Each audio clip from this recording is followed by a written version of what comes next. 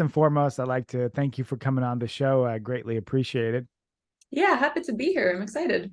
Yeah, of course. So I noticed you got a little bit of an accent, just barely, but so where are you from originally? Dang, you could notice. Just I am from Finland. Finland. Okay. Yeah, I'm familiar with Finland. I have family in Helsinki. So yeah. Nice. Yeah. So it's a nice place, nice country. A lot of, well, at least where I have been, a lot of nature, a lot of greenery, you know. Yeah, it's pretty much just like forest, a house here or Mhm. there, and then more forest. Yeah. Yeah. Do you visit often? You can go back? Not as often as I would like. I was home last Christmas and I'm going this Christmas as well. So maybe like you could say once a year. Yeah. At Well, yeah. it's a long trip, from New York, right? That's where you are Yeah. now. Yep. Yeah. So what made you move to the States? It started as like a cultural exchange. Like I just wanted to go somewhere where they spoke English and Hmm. it was like a change of pace. So it was either like here or Australia. Hmm. Um, this was back in 2016, right after I had graduated college. So I was just gonna do it for like a year or two and then go back. But long story short, here we are, still in this nation. So Yeah. What made you choose New York? Just the culture of the city, or was it something specific?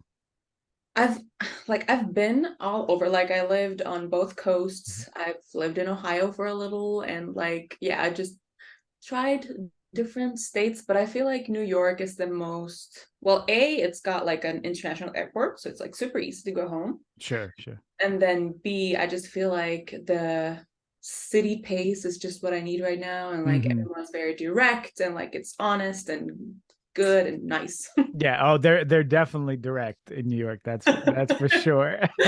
Yes, I Yeah. need some of that in my life. Yeah. So it's funny because so originally I'm from Ukraine, but Russian is my native, language. And so people in the States, I live in the South, I live in Nashville and Tennessee. And so like my I tend to be more direct and and people sometimes like take that for being rude, which I'm not trying to be rude. It's not a rude thing, but I'm Right. just I'm just to the point. So yeah, it's always like funny the interactions that you have with people sometimes. Yeah, for sure. So we're like essentially root neighbors then. Yes, so I have family in Estonia, and me and my wife went there a few years ago just to visit. I've been there many times, and then I have family in Finland. I guess you could say, like my cousins, I guess, or nephews, I guess. I don't know. I don't know. They're my family, but I forget how they're connected to me. But they're also like Finnish. They're half Finnish. So I'm very well acquainted with like Finland and all that Baltic areas. So I've been Teeny there. tiny world. Yeah, for sure. So just to get on track with fitness, which is why originally we wanted to get on this podcast, is how did you get acquainted like with fitness? What like moved you to get involved in the industry? So I don't really know like how far back I would go in terms of like, well, fitness, I guess started when I was 18, but like bodybuilding specifically probably came into the equation in like 2014 Hmm. when I was more like around fitness people and like the university program that I went to in Sweden, we were all like focused on like exercise science and stuff like that. So I guess I just wanted to find a sport where you could excel as an adult. So Hmm. that left me with bodybuilding or powerlifting essentially. Hmm. Did both. Um, and I guess bodybuilding is where I ultimately want to be. Yeah, it's interesting because I've spoken to several people about like just bodybuilding in general, and a lot of people talk about like having that kind of competitive spirit or that interest to compete. But when you get to an older age, there's not like usually sports high level is for like the young. It's Exactly. really hard to get to high level sports if you're like past I don't know, like you know, like once you go like 28, it's hard to do anything competitive, you know, in sports. And so bodybuilding is like one of those few things that allows you that kind of feeling again, you know, that competition again. So yeah, that's an awesome reason to do it for sure. Yeah, yeah, I Yeah. agree. For sure. So you got into powerlifting. How did that go? Um, it went pretty well. Like my goal, I guess, was to compete at Finnish nationals. Hmm. But at the time I lived here in the US, so essentially what I had to do was compete in the USAPL, which is like their version of the IPF whatever, and I had to like qualify through USAPL so that Hmm. the Finnish IPF would accept my contribution. Hmm. So yeah, I ultimately ended up doing that in 2019, maybe early 2019. Hmm. And then after that, I was just like, man, I kind of don't want to do powerlifting anymore. And so I was kind of like swimming in limbo there for a while. I was like, should I try weightlifting? Should I do bodybuilding? But I Hmm. don't really know. And then, you know, wellness just rolled up onto the US and I was like, wow, that's perfect. So Hmm.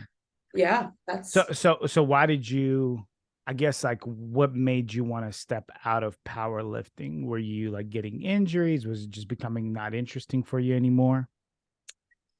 I guess a combination of those two. Hmm. Plus um I just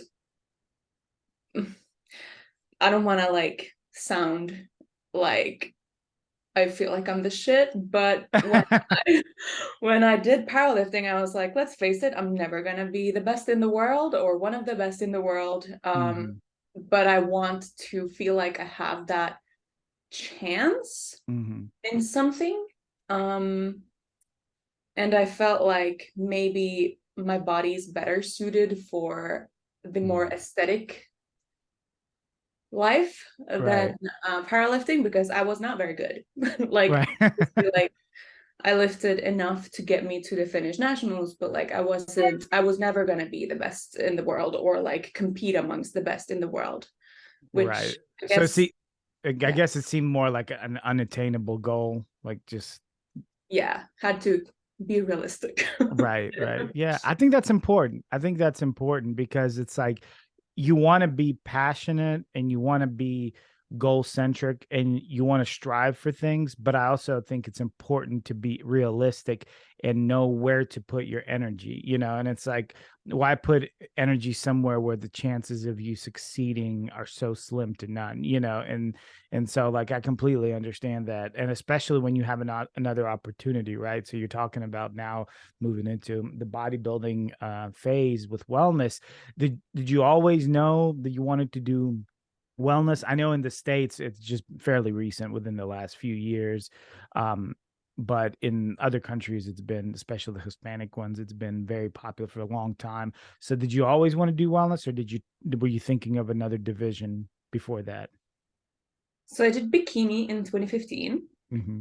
Um, and I was like thinking about doing bikini again before I knew that wellness was a thing or was gonna Hmm. come to the US. I had no idea that wellness was a thing actually, but I didn't really want to like stray away from like the bikini side of things. Like I didn't want to go into figure or like anything like that. Like I wanted to be still in the bikini side of things. And then like when wellness came, which feels like a morph between the two, Hmm. I just felt like it was the ultimate division for me, especially considering my love for leg training and stuff like that, which I know I would have had to struggle with a lot in bikini, whereas like if I would have done figure or something, I would have had to do a lot of upper body, which I don't really like.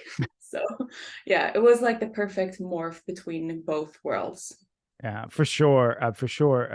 Wellness is heavy on the legs. That's the a lot of the wellness girls that like I'll follow or follow me. Like I'll look at their trainings. It's like 90% leg training and very, you know, very hard, difficult leg training, but a lot of leg training. So it's. Did you find it? So did you find that like exciting when you started? Like when you once you knew that you were going to go into wellness, did you just kind of were you excited about like training legs that much? Yes, 100%. I feel like there has been very, very few moments where I've been like, oh, damn it, it's leg day again. But like if it's like back day, I'm like, well. So yeah, I feel like that portion has never been a struggle, which is probably a good thing, Hmm. um, given the division I chose. So yeah. So I mean, you're a pro, right? So you're a Yeah. pro in the wellness division. So you're we would you would consider yourself, I guess, elite since you're at the pro level, right? And but you still have, probably still have more like further to go in the division, let me put it that way. So how did you get like from just okay, I'm choosing wellness, I'm going to just kind of start in and then to going as far as getting your pro card, because that's a significant accomplishment. Like what shows did you do? Did you train yourself or someone else train you? Like, can you talk about that? Yeah, so in 2020, it was like a pandemic, COVID, blah Hmm. blah blah, and it was like, damn, this is not a good year to like start a prep, but I did anyway. So I did my first wellness show in August 2020, and then I was like, okay, so let's take a break and grow a little bit because like when you see your stage photos, you're like, oh damn, yeah, need a lot of growth here. And it was like a local show, like it wasn't a Hmm. super big show or anything, but still, like when you compare yourself to other people, it's very easy to see, like where you're lacking, or if you just like, yeah, essentially where to go from there is very much easier to say when you've seen yourself next to other competitors. So I went into an off season there. And then I started prep again early 2021 after a little stint of growth. Then I worked with a coach, first with Jamie from Fit Body Fusion, and then we kind of morphed into like, I guess, two coaches at the same time, and then I just Hmm. like ebbed into under David's umbrella. So David Dimascuda is my coach now, and he was then as well when I got my pro card. I did one warm-up show, so to speak, in 2021. I did the Pittsburgh NPC Pittsburgh show, and then I did NPC Universe in July of 2021, and that's where I won my pro card. So you did one show, one warm-up show, like you put it, and then you won your pro card right off the next show. Yeah. I mean, that's pretty impressive. Not you don't hear a lot of stories of competitors winning their pro card off the second show that they did. That's pretty impressive. Yeah, it was a good day. Good day. Sometimes, like I might wish that I had like more experience under my belt, like Hmm. both with like preps and also like, being backstage, what to do, Hmm. tanning, all the like little trials and errors that you want to do Right. as you like figure out your thing. But it all worked out pretty well, yeah. Did you know that you were the front runner for winning your pro card on that in that show, or did they come as a surprise?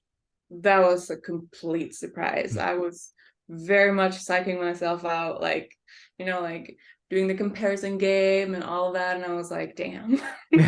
But yeah, it went pretty well. Yeah, that's some of the worst things that people have. Like, per my personal belief is you can do is compare yourself to I other know. people, because I think because a lot of times it's not even it's also just the fact that people tend to put themselves down when there's like no real reason. So like you might look at somebody and be like, "Oh, I don't look as good, or I need more work here," when that might not be true. It's just your mind is just kind of playing games because of the anxiety and everything, coming up from the show. So it's do you still do that now, or the I was kind of pass? honestly, I since that was like my ultimate like thing that scrambled my brain last season, I Hmm. made it a point to like for my pro debut, I'm not gonna like look at anyone. I'm just gonna like show up and do my best, and that's it. Hmm. So I didn't really do it. And I feel like, I mean, moving forward, you kind of know, like in the on the pro stage of things, you already kind of know who's showing up, like names and stuff like that. Right. So all you can really do is bring your best and hope that carries you through. But when it comes to like NPC, it's like so big, and there are so many like dark horses just like coming out from Hmm. everywhere and just like dominating. Right.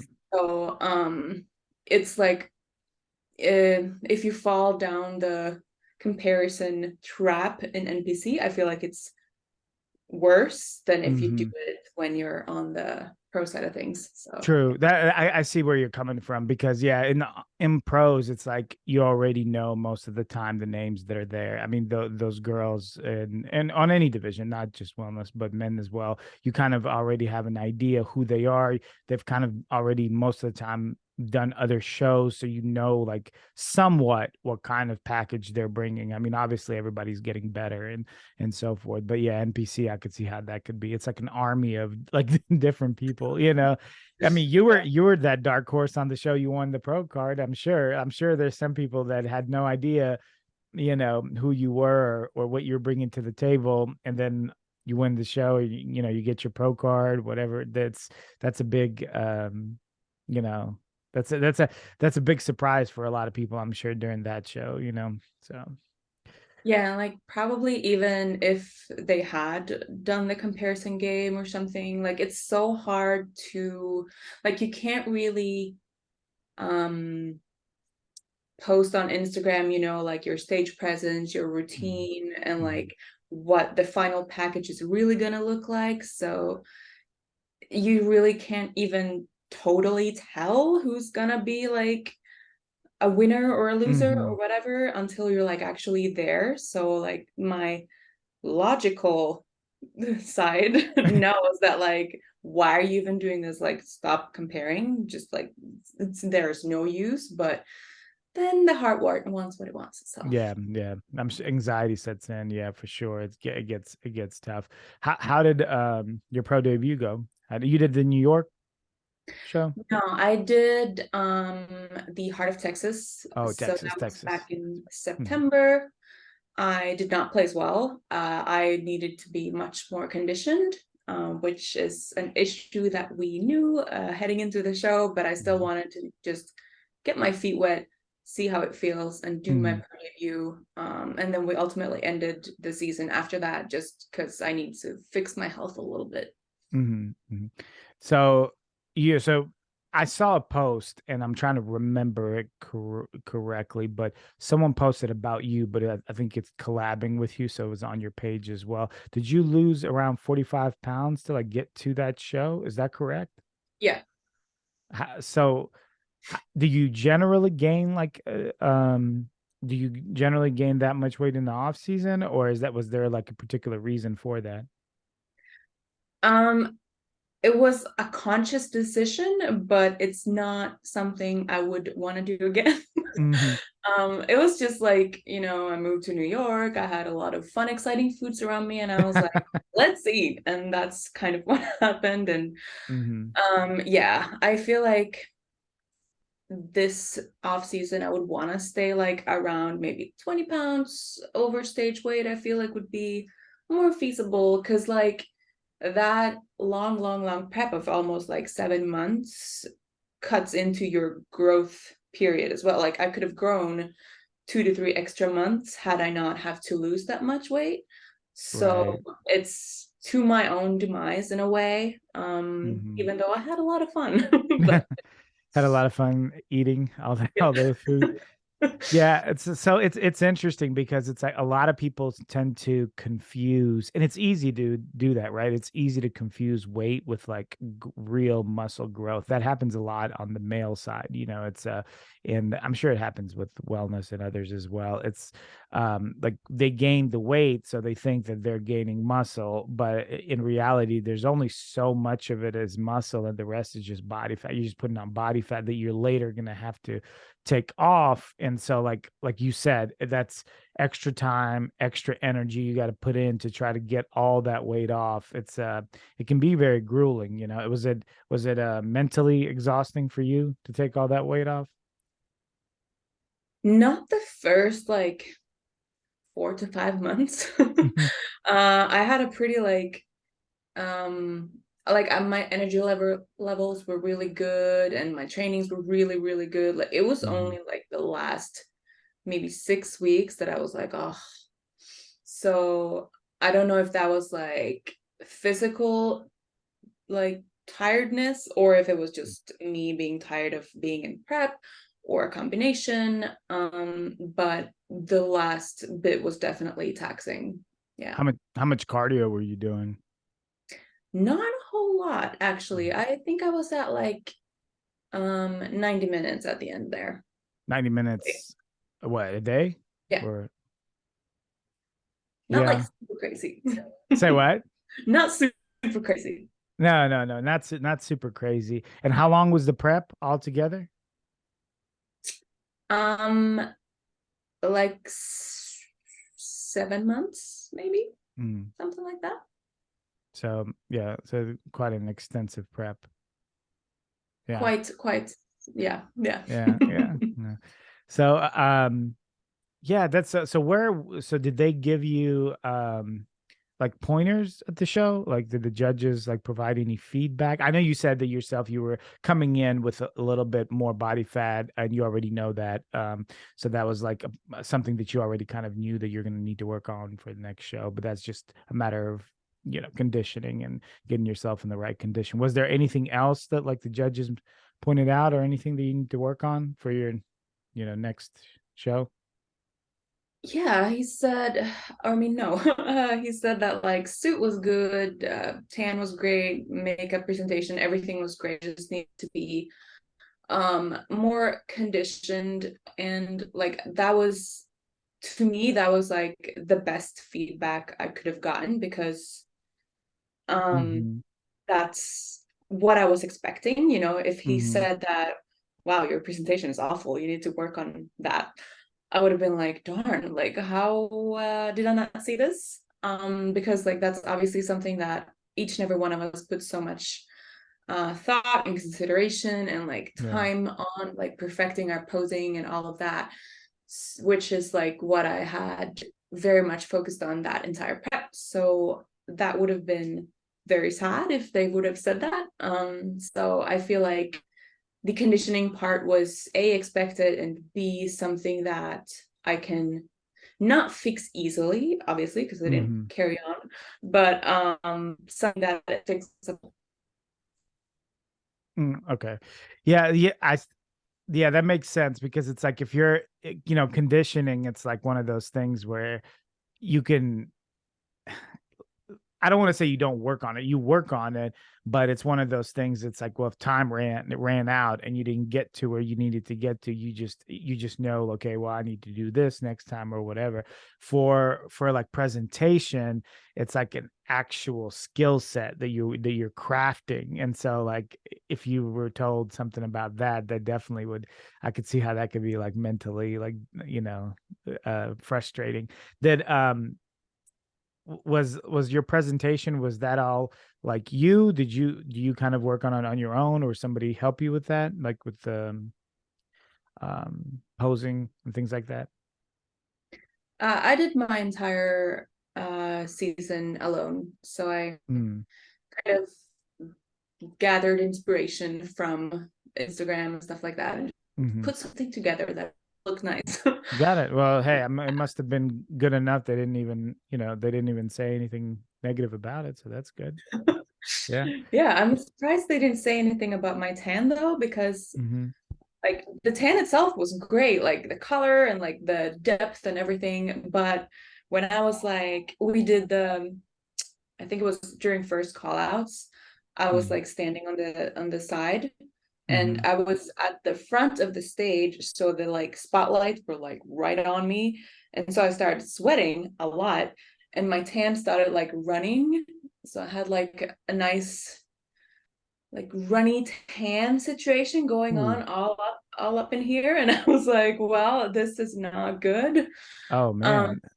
yeah, that was like a nightmare. But it happened. Yeah. I'm surprised they didn't say anything about it, but maybe they just felt bad. Maybe they were like, let's just work one thing at a time. No, I'm Yeah. kidding. I'm kidding. I'm kidding. Well, the tan is easy to fix too. That's not, I mean, like, that's just something that, you just need to kind of like prepare for next time, or get pointers from, maybe some other competitors that deal with the same things. That's not a huge issue, but if it's happening in the moment of the show, then yeah, that's a big problem. Um, so I saw some of your YouTube content where, um I think it was the main video, and you were talking about washing off the tan and then like reapplying. Was that the same show? Was that the Yeah. one that you did? Okay. Yeah, yeah. So that makes sense, because yeah, that's got to be nerve-wracking to have that happen right when you're, on stage. So that's Yeah, wild. like I then after that, like when I realized like, okay, so half my face is right down my entire front side. They were like, okay, time for you to go and do your quarter turns. And I was like, oh man, because I had no idea like where it had run. Was it like all down my front, my back, my side? Like I had no idea. I just prayed that it looked not super awful. And when I looked at like footage and stuff, it was Hmm. hard to tell. But if I would have stood like right in front of you, like not Hmm. posing or anything, you would have seen like a big like thing I right see. down my stomach. So that was not the best. Yeah.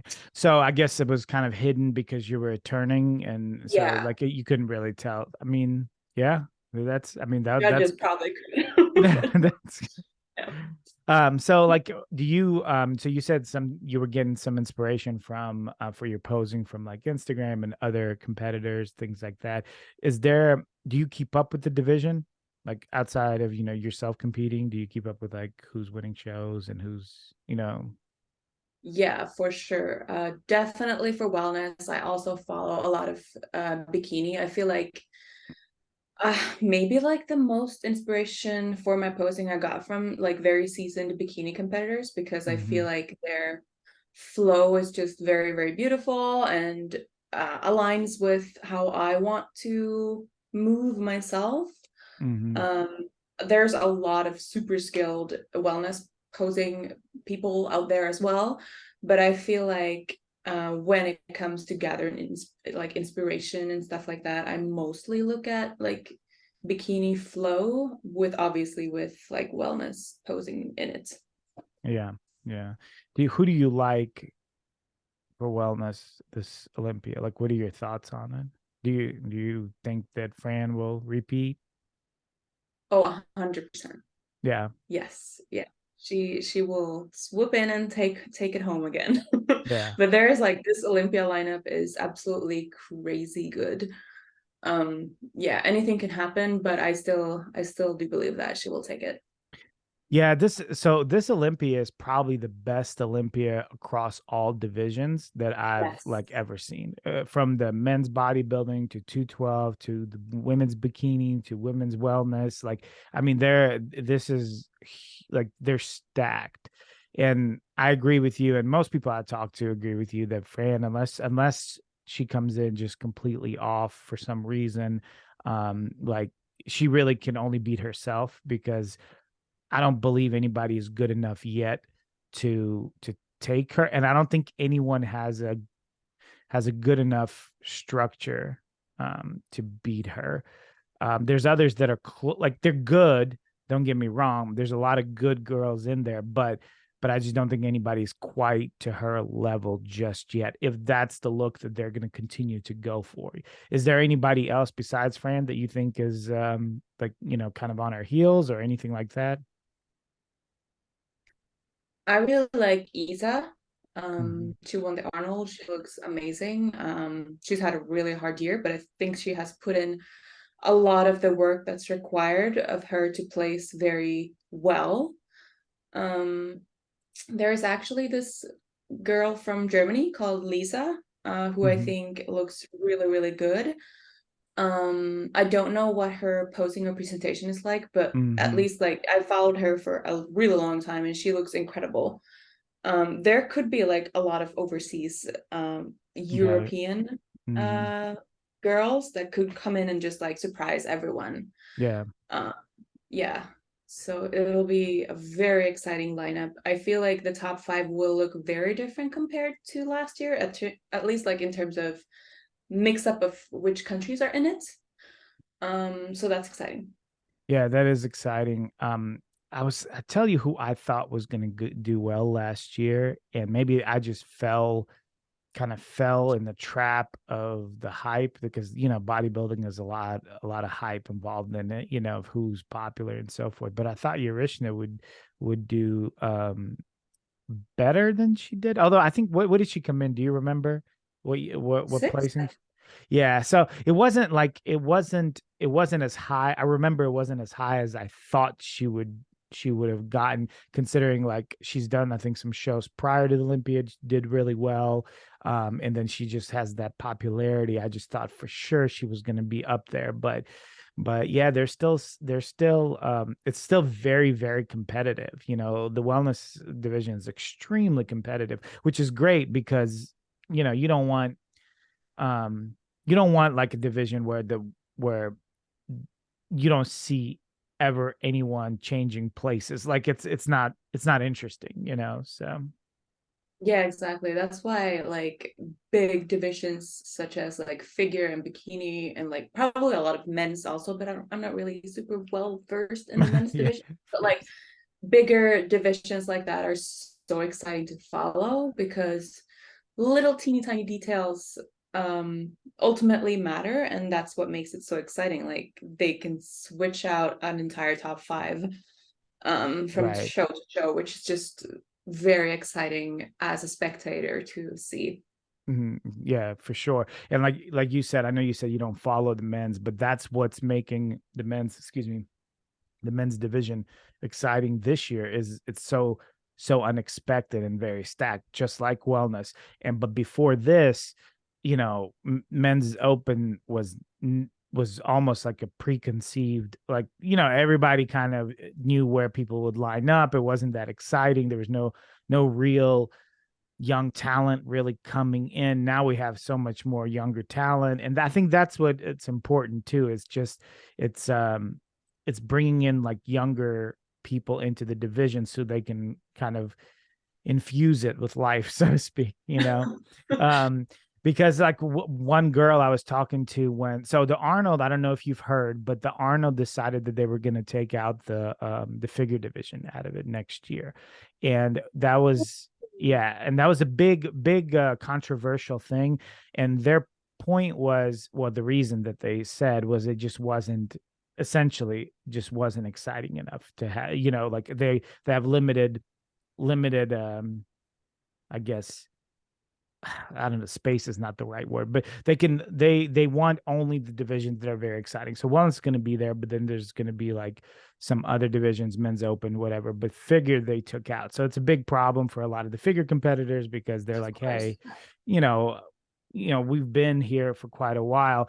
And so it's just one of those things where when I was talking to the girls, one thing that they did say is in their division, they don't really attract like younger competitors like wellness does. Like you'll see, and like we mentioned, Yarishna, she does a lot of like what do they call seminars, and other people are doing a lot and stuff like that. And I've noticed that like I see a lot of wellness competitors doing things like bringing their division up, and like figure, they were saying is not quite as much. So it's it's just one of those things. I mean, I hate that for them. That's such a terrible thing to have to go through because the Arnold's a huge show. It's the biggest show outside of the Olympia. So Yeah, yeah, it must feel super defeating. Yeah, yeah, terrible. So flaming. yeah. So what do you have you considered like doing coaching yourself, or do you do any do you help anybody out yourself? Um, I've dabbled a little in like posing, Hmm. like assistance. And obviously my university background is in exercise science and sports medicine and stuff like that. Hmm. So if in the future I feel like I would want to pursue coaching, I feel like I have the background that I would need and want in order Hmm. to kind of make that a reality. But right now I'm not doing any sort of like full-on coaching. Got it. Got it. But it might be something in the future that you could Yeah. consider. That makes sense. A lot of times too, it's like you want to get, your competitive career kind of moving forward. And then once you got your feet kind of grounded, then you can, start working that side of the industry. So Yeah, yeah, for sure. Like for example, if I were to do it now, I would probably want to do lifestyle, at least initially, hmm.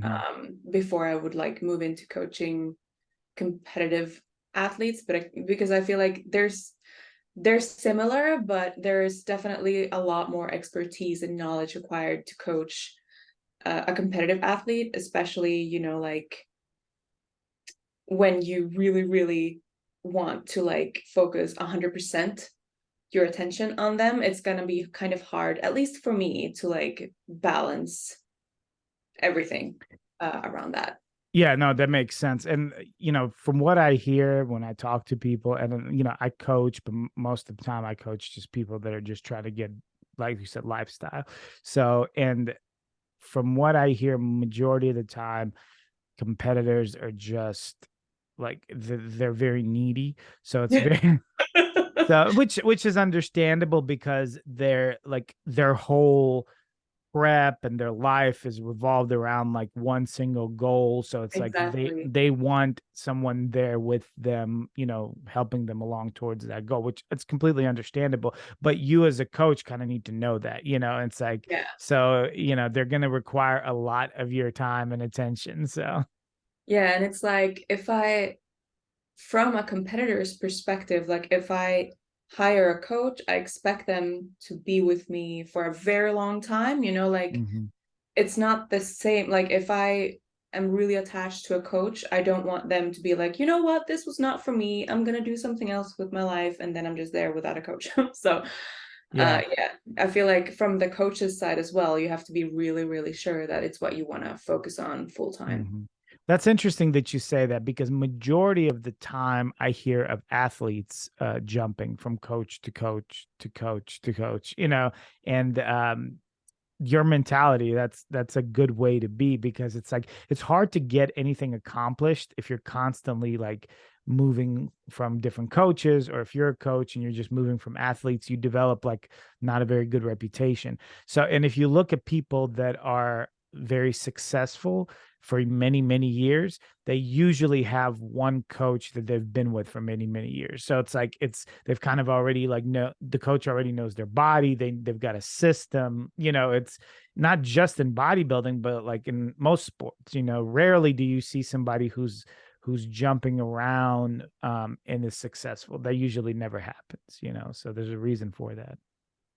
Yeah, I feel like uh, at least for me, I will probably need a lot of trial and error in terms of like peak week strategies, or like what works for fat loss, what works for growing a certain type of muscle, and like what did we do that time like a year and a half ago to peak me that way. Like Sure. it really helps to have someone who already knows kind of what your peaking protocol should look like or not look like, or Right. Right. yeah, Yeah, yeah. yeah, peaking is a huge part of it, because you can go through an entire prep. And so like if I'm helping somebody peak, that's a big part of the program. So if you can go through the prep and lose all this weight and you can look relatively good, but if you don't peak right, I mean that could just really ruin your show. Yeah, and like even if you're like, I'm not so sure about this peak, your stress levels could be the thing ruining your peak, not your Sure. actual peak. So like Right. just being comfortable with the decisions that your coach makes probably helps more than you'd think. Yeah. Yeah. Yeah.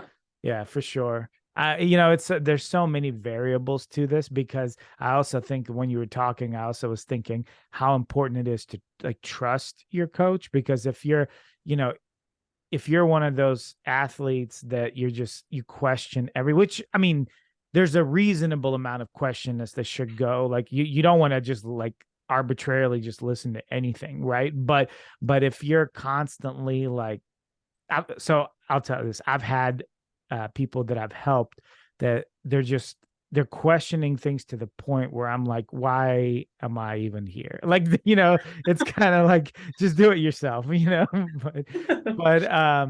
yeah, but it's there's a lot of balance, right? It's like you have to find the right pieces, have to come in together between the athlete and the coach for sure. So Yeah, yeah, for sure. And it's like if I also like the coach's response is also very like crucial because if I ask a question, I don't want to have to be like afraid of the answer being like just be quiet and listen to me, like, right. or like they be offended that I asked that in the first place. Like, yeah, there's a lot of fine lining Hmm. there between both coaches and athletes and like questions and all of that, but I feel like it works where I'm at, so that's great. Yeah, it's very unique the bodybuilding to like that relationship, I mean other sports have coaches and trainers, but it's like a lot of times in other sports you can see the success by concrete concrete um achievements, right? Like you can be, you won this basketball game, you won this soccer game, whatever the case may be, right? So you're getting better. You scored this many goals, whatever. But in bodybuilding, it's a little different because there's like you winning a show could have a lot of variables. It could be who's there, so a lot of that is like you might be having a great prep and you might bring the best package, but that doesn't necessarily mean that you're gonna, do well. And it's also a very subjective sport, right? So it's like you could think you're doing great and the judges could disagree, right? So Yeah, yeah, yeah. exactly. Yeah. Yeah, So anyways, yeah, it's a lot. It's a lot. That's why it's it's important to have the right combination so you don't get stressed out. Your cortisol levels go through the roof. yeah. Still a But work in progress, but yeah. right. Well, it always is, right? Yeah. You're always trying to improve. So, but hey, Danielle, I really appreciate, you coming on the show, taking the time out of your day. I hope I didn't, ruin your evening too much today. No, this was lovely.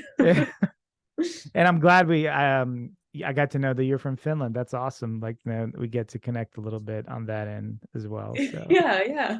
yeah. All right. Well, thank you again. And if somebody wanted to reach out to you to do more podcasts or maybe had some questions about the competitions and training and so forth, what would be the best way for them to reach out to you? Definitely Instagram. That is Hmm. where I'm the most active.